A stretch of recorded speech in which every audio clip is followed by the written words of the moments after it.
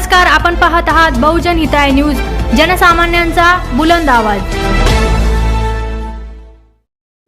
जे MPSC UPSC विद्यार्थी घडवण्यासाठी तुम्ही जे त्यांना मदत करत आहात, काय भावना आहे?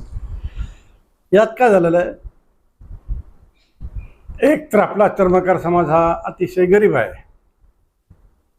एक तर त्यांना शेती नाही आहे, सर्व लोक मजुरी करतात, हातावरचे लोक आहेत आणि धंद्यासाठी त्यांना पैसेसुद्धा नसतात आणि शिक्षणाशिवाय पर्याय नाही। आणि शिक्षण घेऊन जर त्यांनी शासकीय सेवेत किंवा नोकरीमध्ये आले किंवा बिझनेस केला तर ते चांगल्या प्रकारे घडू शकतात। परंतु आजकाल मी बघितलेलं आहे की समाजामध्ये असे वर्ग एक अधिकारी फार कमी आहेत। म्हणजे गेल्या आमच्या अहिरराव चर्मकार समाजात गेल्या 60 वर्षामध्ये फक्त 3 अधिकारी वर्ग 1 क्लास 1 झालेले आहेत आणि त्यानंतर मग खाली वर्ग 3 वर्ग 4 आहे। पण वर्ग 3 आणि वर्ग 4 अधिकारी हे जे आहे ते आपल्या समाजासाठी किंवा इतर त्यांच्याकडे काही अधिकार नसतात, पॉवर नसतात आणि आपल्या समाजासाठी ते काही जास्त झटू शकत नाही किंवा प्रयत्न करू शकत नाही। जर तुम्ही वर्ग 1 अधिकारी झाले, उदाहरणार्थ समजा तुम्ही डेप्टी कलेक्टर झाले, तहसीलदार झाले, BDO झाले किंवा DSP झाले, तर आपल्या तळागाळातील समाजातील लोकांना मार्गदर्शन करू शकतात व त्यांना आर्थिक मदतही करू शकतात व त्याचप्रमाणे त्यांना पुढे भविष्य म्हणजे पुढची पिढी घडवण्यासाठी ते योग्य प्रकारे मार्गदर्शन करू शकतात।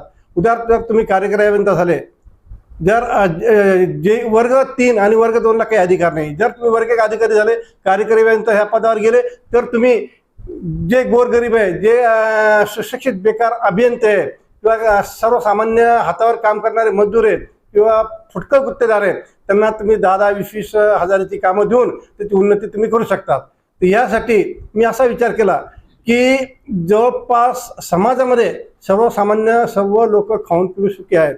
बरेचसे मुलं प्रयत्न करतात, BA होतात, BCom होतात, डॉक्टर होतात, इंजिनियर होतात, पण त्यांच्या मर्यादा राहतात।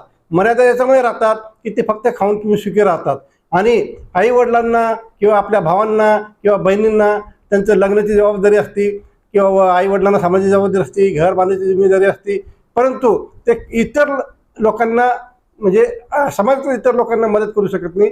तर त्यामुळे जर तुम्ही अल्पवयामध्ये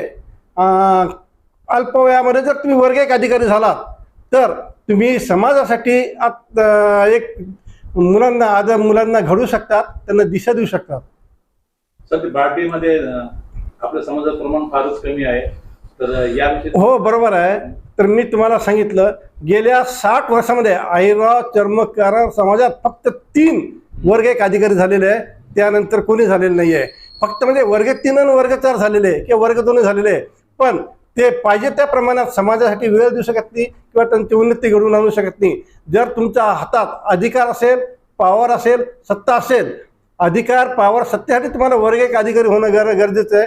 म्हणून जर तुम्ही आता UPSC मार्फत जर तुम्ही IAS झाले, IPS झाले, IRS झाले, तर आपल्या समाजासाठी काहीतरी तुम्ही करू शकतात।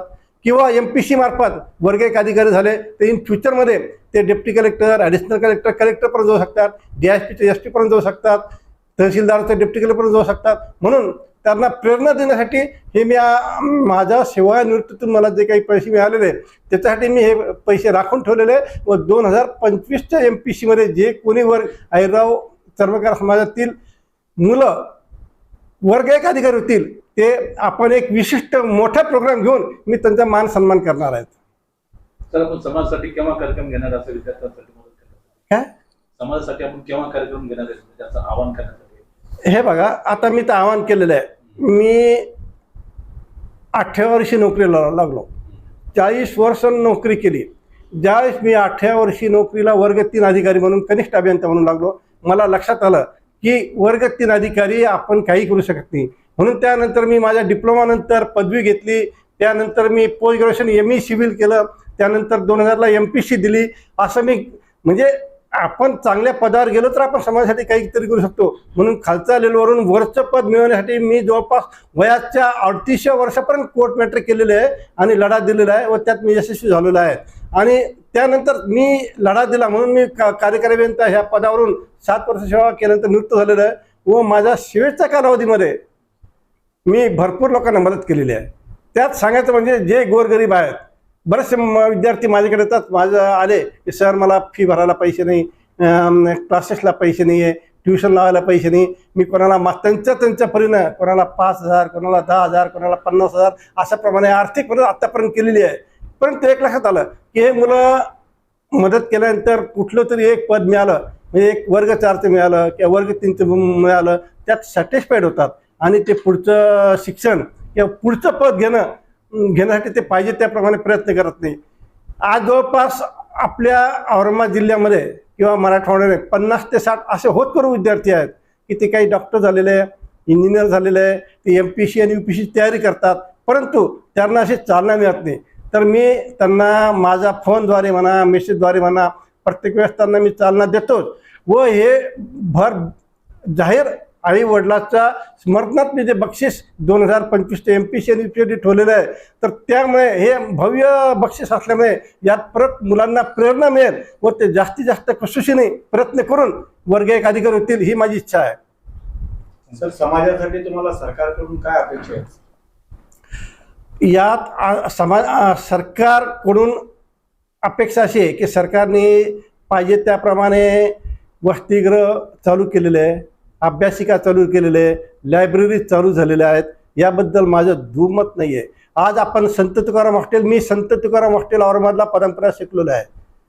आज तर तिथली व्यवस्था बघितली, आपले समाज कल्याण मंत्री माननीय श्री शिरसाट साहेब यांनी स्वतः तिथे धाड टाकून तिथे कशा प्रकारे मुलांना ट्रीटमेंट मिळते, कशा प्रकारे अन्न मिळतं, कशा प्रकारे त्यांना सवलती आहे, हे सगळं त्यांनी समाज कल्याण आपले मंत्री पालकमंत्री संजय शिरसाट साहेब यांनी दाखवून दिलेलं आहे.